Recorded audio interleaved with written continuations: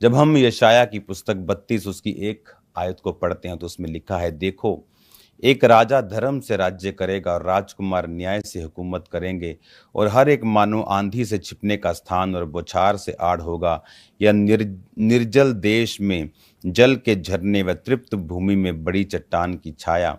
उस समय देखने वालों की आंखें धुंधली ना होंगी और सुनने वालों के कान लगे रहेंगे।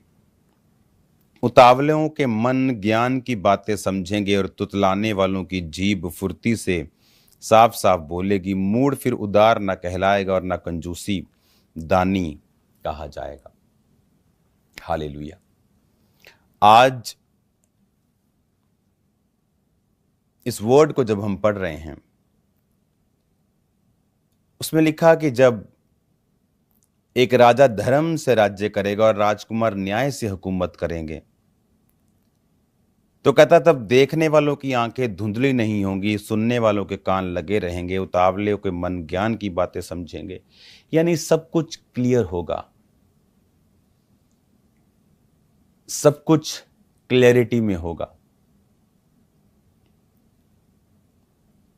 कुछ भी कंफ्यूजन्स नहीं होगी। आज जब आप लाइफ में लोगों की जिंदगियों में देखते हैं, सब तरफ कंफ्यूजन्स हैं। उनको मालूम नहीं उनकी लाइफ में उनको क्या करना है, कैसे करना है। वो फाइनेंशियल लाइफ में, मैरिड लाइफ में, फैमिली लाइफ में, सेहत में, अपनी हर तरह की जिंदगी में वो कंफ्यूज हैं। लेकिन लिखा जब एक राजा धर्म से राज्य करेगा और राजकुमार न्याय से हुकूमत करेंगे। अभी राज्य क्राइस्ट का है, और जब हम परमेश्वर के राज्य के नीचे आते हैं तो लिखा कोई भी कंफ्यूजन नहीं होगी। मूड उदार नहीं कहलाएगा, ना कंजूस दानी कहलाएगा। अगर आप देखें इंटरनेट के ऊपर आज जो बुरे लोग हैं, जो अपने आप को, जो रॉन्ग लोग हैं, जो बोलने में गलत हैं, जो लोग साफ बोलते हैं कि वो मॉरली फेल हो चुके हैं, लेकिन फिर भी लोग उनको फॉलो करते हैं इंटरनेट के ऊपर, क्योंकि उनको वो अपने आइडल लगने लगे हैं। क्यों? क्योंकि लोग नहीं जानते कि एक्चुअल में कौन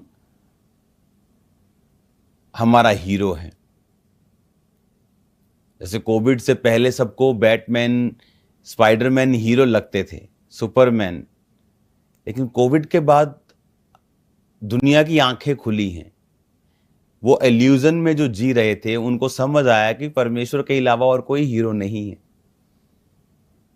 इस समय कोई बचाने नहीं आ रहा, ये पिक्चर्स में ही बचाने आते हैं, सिर्फ ये मूवी में ही बचाते हैं, लेकिन रियल में नहीं बचाते। रियल में वो भी इंटरनेट पे आके यही कहते हैं, घर में रहिए, सुरक्षित रहिए, वैक्सीन लगाते रहिए।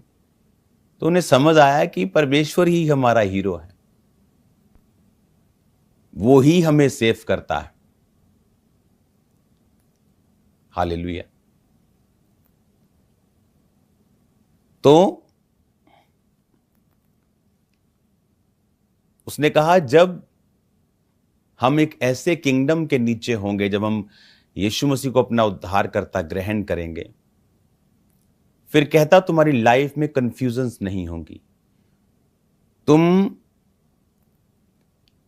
मूड को उद्धार नहीं कहोगे, उदार नहीं कहोगे, अच्छा नहीं कहोगे, कंजूस को दानी नहीं कहोगे। यानी तुम्हारी आंखों के सामने सब कुछ क्लियर होगा।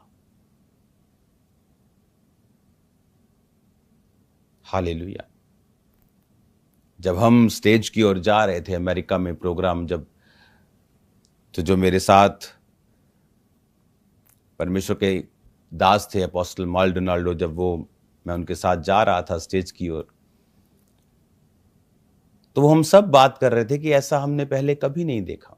तो जस्ट हमने स्टेज की ओर से एंट्री ली, हमने 2-3 मिनट वहां पे उन्होंने प्रीच किया, प्रेयर किया। वापिस जब हम रूम में खाना खा रहे थे तो प्रेसिडेंट की उस मैसेज को हम सुन रहे थे, तो ऐसा लग रहा था कि जैसे कोई सपना हो, क्योंकि वो माहौल जो मैंने यहां देखा है वो बहुत ही मार्वलस था। कहते ना, जो प्रकाशित वाक्य में कि हर एक जाति, एक बड़ी भीड़, हर एक जाति में से, हर एक धर्म के व्यक्तियों में से जो परमेश्वर के मेमने के सामने है, वो वाला फील यहां पे एक छोटे लेवल का आ रहा था, कि जहां पे हर एक जाति प्रार्थना में है और सब ये बात कह रहे थे कि हमने पहले ऐसा नहीं देखा है जो हो रहा है। हालेलुया। सब तरह के पास्टर्स अपना अपना मैसेज दे रहे थे। कोई फेथ पे मैसेज दे रहा था, कोई सुपरनैचुरल हीलिंग डिलीवरेंस पे मैसेज दे रहा था, कोई साल्वेशन पर दे रहा था, कोई हिस्टोरिकली चीजों के ऊपर इंटेलेक्चुअली क्राइस्ट के बारे में बात कर रहा था। तो मालूम हो रहा था कि हाँ, ये एक पेंटिकॉस्टल मूवमेंट का ही प्रोग्राम नहीं है, क्योंकि फेथ हाउस के जो हेड हैं पास्टर पॉला वाइट, वो पेंटिकॉस्टल जैसे हमारे जैसे मिनिस्ट्रीज होती हैं उनकी, वो उस तरह की मिनिस्ट्री, एक रियल मिनिस्ट्री को चलाती हैं, लेकिन वो वाइट हाउस में फेथ डिपार्टमेंट की हेड भी हैं। तो जब बहुत लंबी बातचीत के दौरान वो भी यही कह रही थी कि God is doing wonderful things, great things. जो हो रहा है पैसा पहले कभी नहीं हुआ। ऐसी बहुत सी चीजें जो आपसे बोली नहीं जा सकती हैं ऑनलाइन, जो विटनेस की जा सकती हैं, या मुझे पता है या कुछ ही लोगों को पता है, वो मार्वलस है। हमें प्रार्थना करनी है। आमीन। जब क्राइस्ट आपकी लाइफ में आते हैं तो सब कुछ क्लियर होता है। आप कंफ्यूज नहीं होते हैं, क्या करना है क्या नहीं करना है, सब कुछ क्लियर होता है, सब कुछ साफ होता है।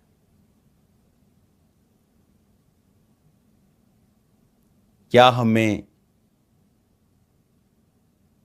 करना है और क्या नहीं करना है,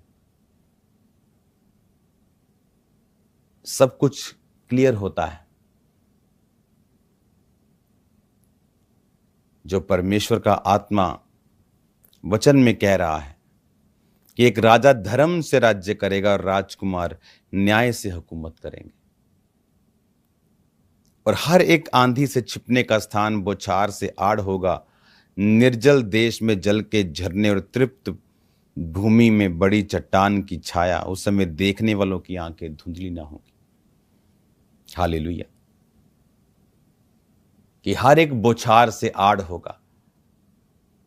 जैसे बारिश पड़ती है तो पेड़ के नीचे लोग खड़े हो जाते हैं। उसने कहा तुम एक पेड़ की तरह होगे कि जब लोगों की लाइफ में मुसीबत आएगी वो तुम्हें कॉल करेंगे कि ये आदमी चर्च जाता है, ये आदमी खमरा चर्च जाता है, इसको मैं फ़ोन करता हूँ, ये बता रहा था मुझे कि मैं ठीक हो सकता हूँ, या वहाँ पे लोग ठीक होते हैं, या वहाँ पे परमेश्वर चमत्कार करता है, वहाँ पे परमेश्वर दुखों को धो देता है, आज़ाद कर देता है। आप मेरी बात समझ रहे कि नहीं? ये ताकत है जब आप धार्मिकता में जीवन जीते हैं, जब आप राइचियस लाइफ जीते हैं। आपके आसपास परमेश्वर एक ऑरा क्रिएट कर देते हैं, आपके आसपास एक ग्लोरी क्रिएट कर देते हैं जब आप धार्मिकता में जीवन को जीते हैं, और वो आपकी आईज को ओपन करके रखती हैं। आप कंफ्यूजन में जीवन नहीं जीते, क्योंकि परमेश्वर आपके सामने सब कुछ साफ साफ दिखाता है और आपकी बुद्धि बढ़ जाती है। अगर आप इतिहास की पुस्तक पढ़ें और वहां पर राजाओं को पढ़ें तो आप देखेंगे कि परमेश्वर ने छोटे से छोटे राजाओं के द्वारा बड़े से बड़े देशों को हराया। और जब वो पॉलिटिकली न्यूट्रल होके सब लोगों को खुश करने की इच्छा से परमेश्वर के वचन को नाराज करते थे, तब परमेश्वर उनको घटाता था। कई बार वो डर जाते थे कि अगर इजराइल पर फिलिस्तियों ने हमला किया तो कई बार वो मिस्र के राजा से संधि करना चाहता था।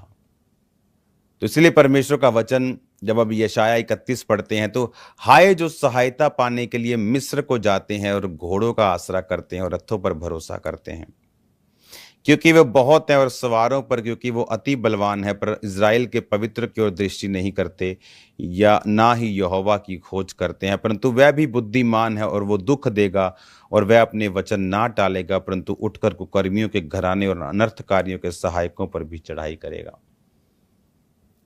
पॉलिटिकली खुश करने की इच्छा से कई बार इजरायली राजे परमेश्वर के वचन को स्थापित नहीं करते थे। वो सब उन सारे घटनाओं को, सब कर्मों को, कुकर्मों को चालू रखते थे कि लोग नाराज ना हों, और परमेश्वर उनसे नाराज होता था और उनके राज्य को कम कर देता था। सुलेमान को परमेश्वर ने ब्लेस किया। वो दाऊद को, उसकी टेस्टिमनी को जानता था, अपने बाप की गवाही को समझता था, और परमेश्वर ने, हम जानते हैं, उसको बुद्धि दी और ब्लेस किया और बहुत बढ़ाया। उसने सुदृढ़ किए, दृढ़ किए राज्यों को, गढ़ों को बना दिया। लेकिन अपने अंत के समय में सुलेमान पाप में गिरा, क्योंकि उसकी बहुत सी पत्नियां थी और उन पत्नियों ने उसको यहोवा के अलावा दूसरों की पूजा करने के लिए भी भरमाया। और उसने जब ऐसा किया तो परमेश्वर ने कहा, अब जो मैंने वचन तेरे बाप दाऊद को कहा था कि मैं तेरे घराने, तेरे वंश पर हमेशा इस गद्दी को, तेरे वंश को दूंगा, अब मैं उस वचन को पूरा नहीं करूंगा, पर कंप्लीटली मैं उससे छीनूंगा नहीं। पर क्या हुआ उसके बाद, जब सुलेमान के बाद सुलेमान का बेटा जब गद्दी पे बैठा और लोग उसके पास आके कहने लगे कि अब तेरे पिता ने जो बोझ हम पे डाला था उसे थोड़ा हल्का कर, तो जो उसके पिता के, सुलेमान के जो मंत्री थे, उसको सलाह देने वाले लोग थे, उन्होंने कहा उस राजा को कि आप इनसे अच्छी तरह से बात कीजिए, तब ये आपके अधीन रहेंगे। लेकिन जब उसने उनको 3 दिन के बाद बुलाया कि अब दोबारा आओ मेरे पास, मैं आपको बताऊंगा मुझे क्या करना है, लेकिन उसने जो सब सलाह मानी तो उनकी मानी जो उसके अपने संगी साथी थे, जवान लोग थे, और उसने कहा कि मेरी छिंगुलियां पिता से भी मोटी हैं, यानी मैं जितना बोझ मेरे पिता ने डाला था उससे ज्यादा डालूंगा। अगर वो कोड़ों से ताड़ ना देता तो मैं बिच्छुओं से दूंगा। तो इस वजह से इज़राइल का घराना जो था वो सुलेमान के घराने से टूटकर अलग हो गया, और सुलेमान का घराना सिर्फ यहूदा के ऊपर राज्य करने लगा। यानी अगर 12 गोत्र हैं तो समझ लीजिए आपकी 80-90% लोग चले गए और 10% से लोग रह गए वहां पे, जिन पर वो राज्य करने लगा। उसके राज्य को परमेश्वर ने कम कर दिया। रीजन, परमेश्वर ने कहा तू धार्मिकता के द्वारा राज्य करेगा, धार्मिकता के द्वारा ही तू स्थिर रहेगा। और कोई इतनी बड़ी बात नहीं थी, लेकिन जब आप परमेश्वर से वफादार नहीं होते हैं, स्मॉल इंसिडेंट आपकी लाइफ को कम कर देते हैं। कुछ छोटी घटनाएं ही, स्मॉल इंसिडेंट, बड़े नहीं, लेकिन वो ऑल डिजाइंड होते हैं खुदा के द्वारा।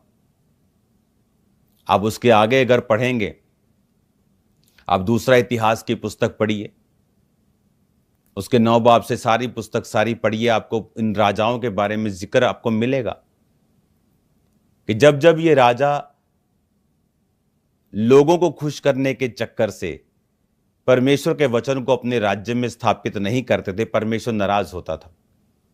और परमेश्वर यह चाहता था कि हर वक्त वो परमेश्वर के ऊपर भरोसा रखें। जब राजा यहोशापात के ऊपर चढ़ाई हुई तो उसने लिखा, उपवास का प्रचार करवाया।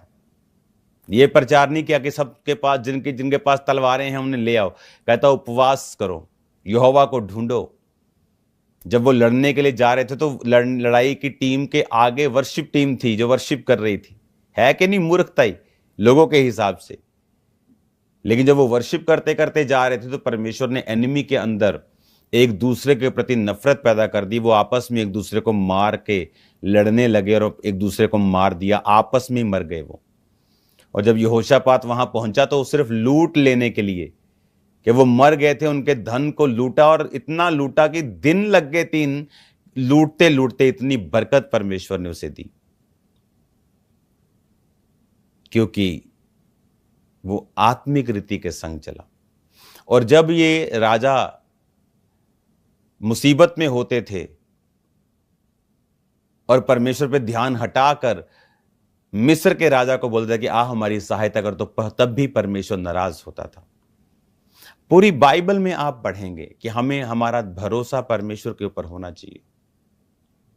यह वचन जब लिखा गया था यीशु मसीह के जन्म के 730 साल के पहले, अप्रॉक्सीमेट 730 से 732 साल के बीच में यह वर्ड लिखा गया था। तब यशायाह को कैसे मालूम था कि यीशु मसीह आएंगे, एक राजा धर्म से राज्य करेगा और राजकुमार न्याय से हुकूमत करेंगे। हमारे बारे में लिखा है, राजकुमार आप और मैं हैं, राजा हमारा परमेश्वर है। हालेलुया। आज जब हम धार्मिकता में जीते हैं, बाइबल कहती जब इजरायली राजा धार्मिकता में जीते थे तो उनके प्रति आसपास के लोगों के मन में परमेश्वर उनके प्रति डर को बिठा के रखता था। वो कोई बहुत बड़े बड़े योद्धा नहीं थे, बाइबल कहती वो कमजोरों को चुनता है, तुच्छों को चुनता है। लेकिन सब लोगों के दिलों में डर होता था, और जब वो डर खत्म हो जाता था, क्योंकि ये इजरायली लोग परमेश्वर को पॉलिटिकली साउंड रहने की वजह से, पॉलिटिकली करेक्ट होने की वजह से प्रभु को खुश नहीं कर पाते थे, तो वो लोग इन पर चढ़ाई करके इन पर कब्जा करते थे। और परमेश्वर इन्हें बताता था कि मैं ही हूं जो सबके मनों को कंट्रोल करता हूं, मैं ही हूं जो सब चीजों को कंट्रोल करता हूं। तुम्हें मुझे खुश करना है, लोगों को खुश करने की इच्छा तुमको नहीं रखनी है। हालेलुया। आज आपको ये बातें समझनी है कि परमेश्वर किस तरह से कार्य करता है।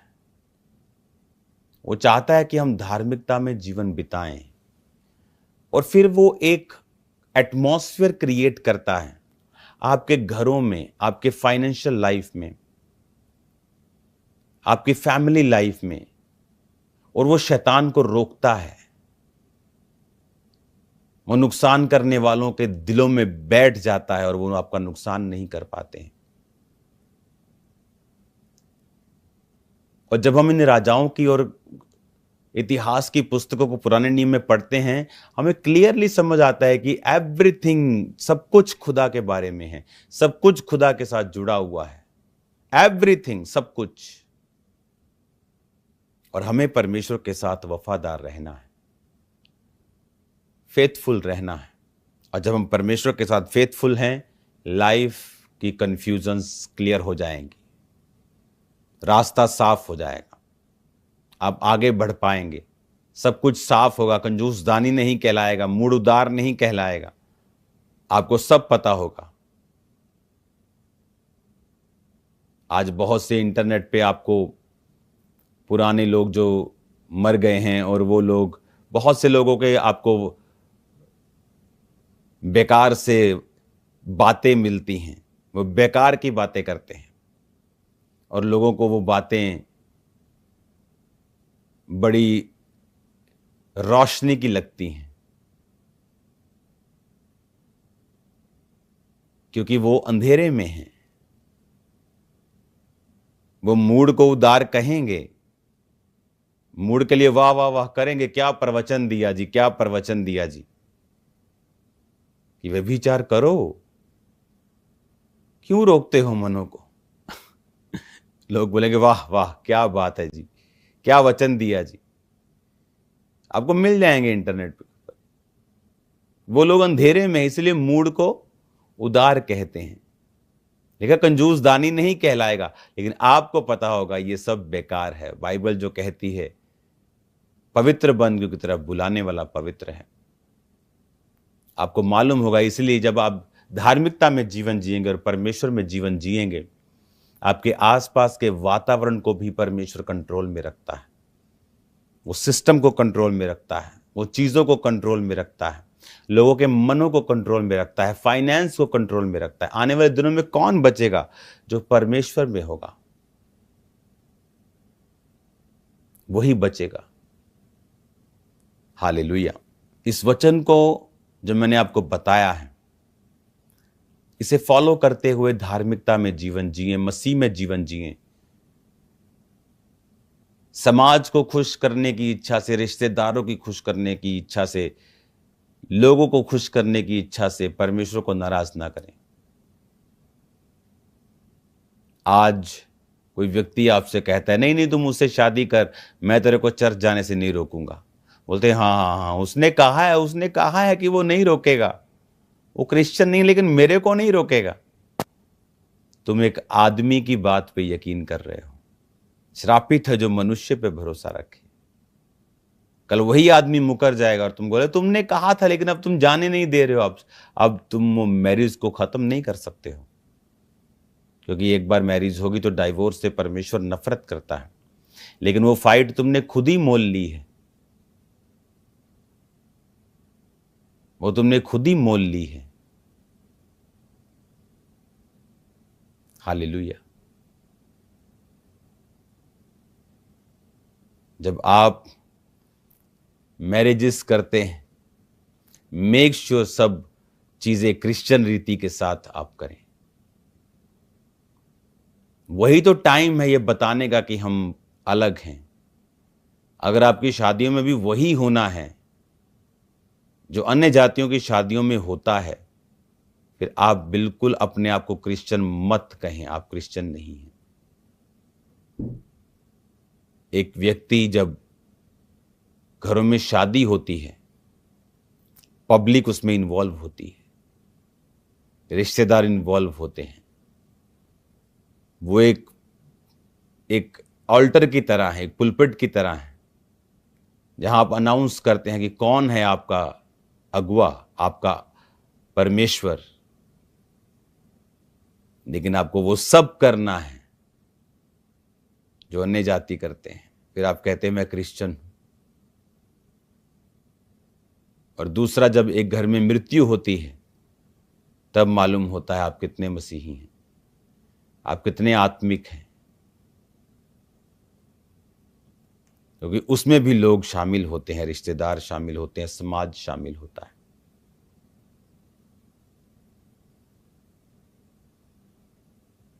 अगर आप उस समय स्टैंड नहीं ले सकते हैं, देन आप कुछ भी कर लें, आप फेल हो चुके हैं उस चीज में। उसने कहा तू लोगों के बीच में मेरा इकरार करेगा, मैं तेरा इकरार करूंगा। अमेरिका का प्रोग्राम क्या था? पब्लिकली रीडेडिकेट करना, पब्लिकली आना और रीडेडिकेट करना अपने देश को, खुले में,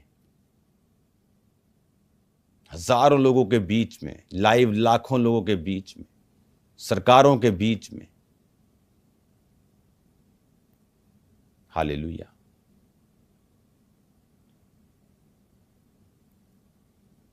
आज ये मैसेज मेरा बिलीव है आप लोग समझेंगे।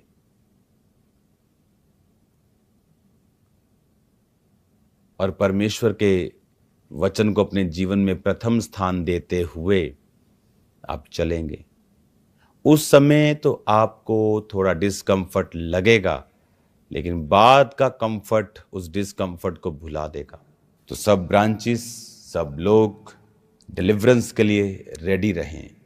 ऑल मंथ जून क्रूसेड्स, मीटिंग्स, बड़ी मीटिंग्स, डिलीवरेंस वीक्स मीटिंग जबरदस्त रीति के साथ परमेश्वर का आत्मा करने वाला है। रेडी रहें। मैं लोगों को बुलाकर प्रार्थना करने वाला हूं इस संडे, आगे बुलाकर अलग अलग तरह के रोगियों को, अलग अलग तरह के आदमियों को और कुछ चीज़ों के लिए परमेश्वर ने रिपीट मुझे प्रार्थना करने के लिए बोला है कि मैं फिर से उन लोगों को आगे बुलाऊं। तो रेडी रहें, तैयार रहें, फास्टिंग में रहें, प्रार्थना में रहें। वो बड़े कार्यों को करने के लिए जा रहा है। जिंदगी सेम नहीं होगी यीशु मसीह के सामर्थी नाम में। और याद रखो, जब आप परमेश्वर में राइट रीति के साथ चलेंगे, वो रॉन्ग चीजों को आपकी लाइफ से रिमूव करेगा, ताकि आप ग्रो कर सके नेक्स्ट लेवल के लिए, हायर लेवल के लिए। तैयार रहो हायर लाइफ और हायर लेवल पे जाने के लिए यीशु मसीह के नाम में। आपकी लाइफ सेम नहीं होगी प्रभु यीशु मसीह के नाम में। जिंदगी सेम नहीं होगी प्रभु यीशु मसीह के नाम में। अगर ये वचन आपको आशीष दे रहा है तो इसे अपने जीवन में अपनाइए और दूसरों तक भी जरूर पहुंचाइए। याद रखें, केवल यीशु ही जीवन का सच्चा मार्ग, सत्य और जीवन है। अगर आप चाहते हैं कि परमेश्वर का वचन रोज आपके दिल तक पहुंचे तो हमारे चैनल को सब्सक्राइब करें, वीडियो को लाइक करें और बेल आइकन दबाना ना भूलें। प्रभु यीशु आपको आशीष दे, आपको सुरक्षित रखे और आपके जीवन में अपनी शांति और सामर्थ भर दे। धन्यवाद। मिलते हैं अगले वचन में।